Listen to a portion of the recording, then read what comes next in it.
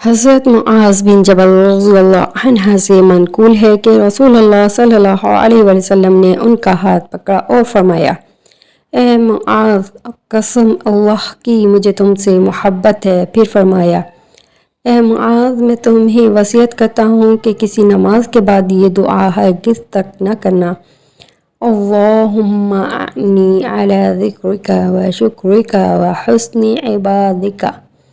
اے اللہ، اپنا ذکر کرنے، شکر کرنے اور بہترین انداز میں اپنی عبادت کرنے میں میری مدد فرما۔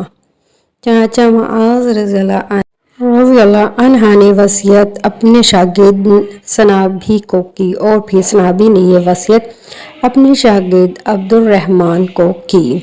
حضرت عقبہ بن عامر رضی اللہ عنہ سے منقول ہے کہ انہوں نے کہا کہ رسول اللہ صلی اللہ علیہ وسلم نے مجھے حکم دیا تھا کہ ہر نماز کے بعد معوذات پڑھا کرو۔ حضرت عبداللہ بن مسعود رضی اللہ عنہ بیان کرتے ہیں کہ رسول اللہ صلی اللہ علیہ وسلم کو یہ بات پسند تھی کہ دعا کے کلمات 3 بار دہرائیں اور 3 بار استغفار کریں۔